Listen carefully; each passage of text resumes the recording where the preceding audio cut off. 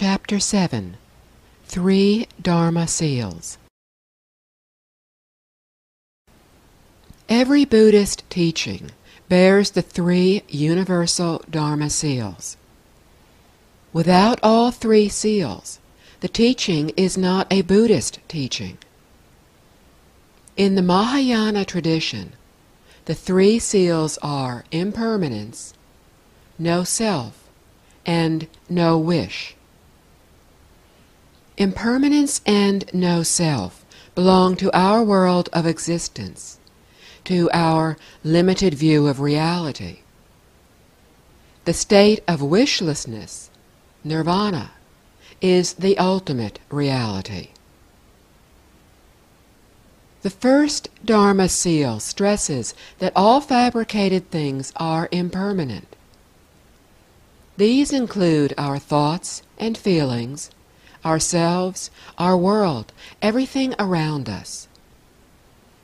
Our thoughts and feelings are in a constant state of flux. One moment we may be happily laughing, and in the next miserable, as something that is said deeply hurts us. We are constantly changing. Our body cells are continuously regenerating themselves. We can see this in a general sense when we look in a mirror. What we see in the mirror is not what we saw a year ago. It is similar, but not exactly the same. Knowing that a flower will not be around forever, or that the person we love will no longer be with us one day, will remind us to cherish our time with them and not take them for granted. Realizing that a wonderful moment will soon be gone will motivate us to appreciate it. We do not want to regret later that we missed an opportunity because we thought there would be another chance to enjoy it later. Understanding that nothing is permanent will help us to accept the fact that people and the things we love will not be with us forever. We will thus value them even more. Also, knowing that everything changes, including unhappiness, gives us the hope that unpleasant circumstances may improve for the better, that negative conditions may later turn positive. The second Dharma seal explains that nothing that exists has an individual self. When we look in that mirror, we perceive what we think of as self. We look a little different than we did a year ago, but we perceive ourselves as being the same person. But once we think of me, it becomes natural to think of you and others. That is how discrimination, with all its inherent ills, starts. Eventually, we discriminate against everyone and everything. But I is composed of minerals and elements that used to be someone or something else.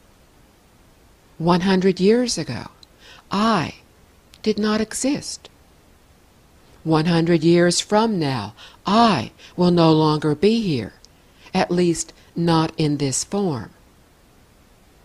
Part of the physical I may be in a cloud, another part in a flower, or another part in a new book. No more I.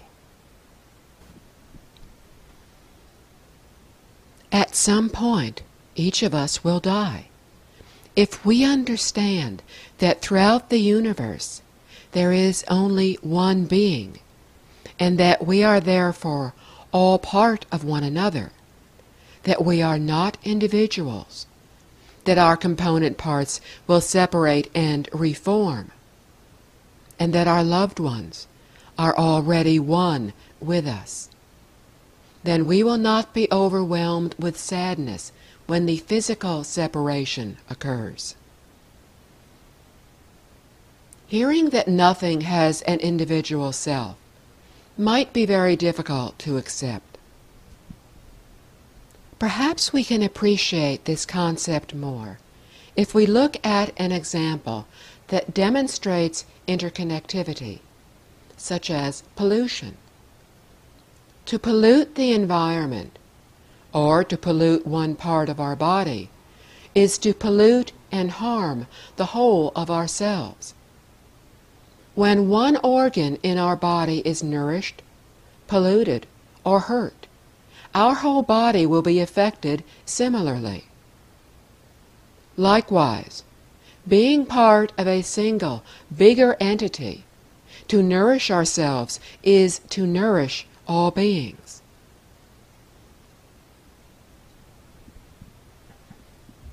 Understanding that there is no independent self, and that we are all interrelated and part of one another, will bring us a sense of togetherness and peace, while viewing ourselves as individuals can lead to feelings of isolation or superiority.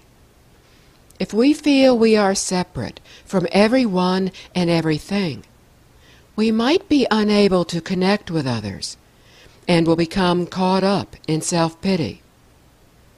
On the other extreme, feeling that we are separate from others, we might begin to think that we know the best way to do things, and that others are not as competent as we are.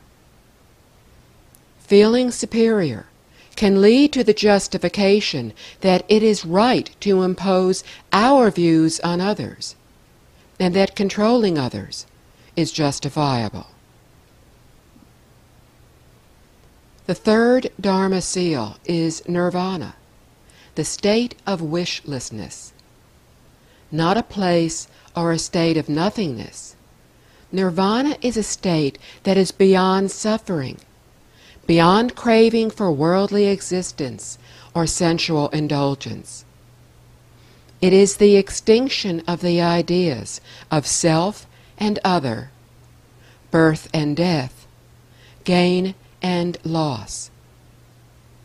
It is the cessation of thinking that I can attain happiness even though others have not, or that the distress of others is their concern, not mine.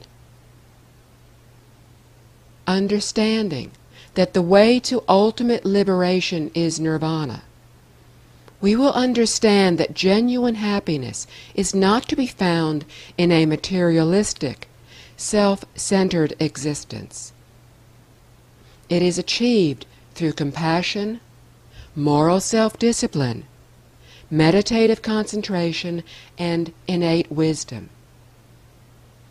Only by passing to a state beyond anything we can now imagine or attempt to describe will we truly be free and be able to help others to be free as well.